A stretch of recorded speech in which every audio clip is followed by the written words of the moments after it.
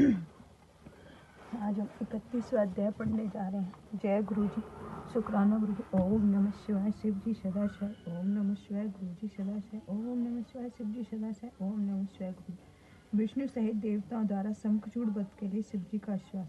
सनत कुमार जी बोले, हे ब्रह्मादि देवता सहित विष्णु जी की ऐसी बात सुनकर शिव जी ने मेघवत गंभीर वाणी से उनसे कहा, हे हरि, हे ब्रह्मादि देवताओं, शंखचूड़ का इतिहास मुझे अच्छी तरह ज्ञात है। उसका वध अवश्य होगा। वह पूर्व सुदामा नाम श्री कृष्ण का परम भक्त एक गोप है।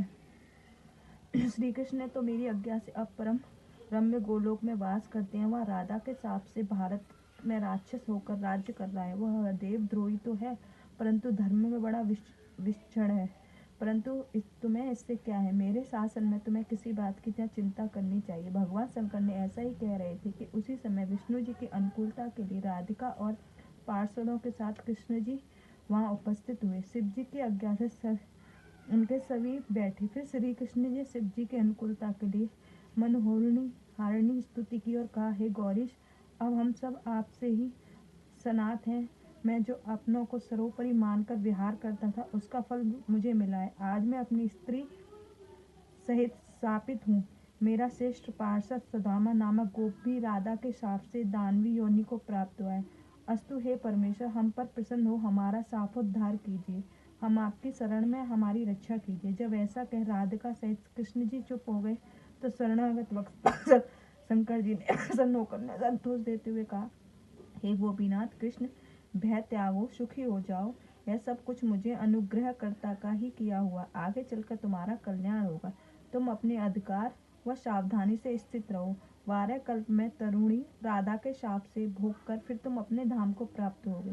सुदामा गोप दावन योनि को प्राप्त होकर इस समय सारे जगत को दुख दे रहा है। इसी समय उसका नाम शंखचूड़ है। उसने सब देवताओं को कष्ट देकर बाहर निकाल दिया है, जिससे कार्यरत ब्रह्मा और इंद्र मेरी शरण में आए। मैं उनके कलेशों को अवश्य दूर करूंगा।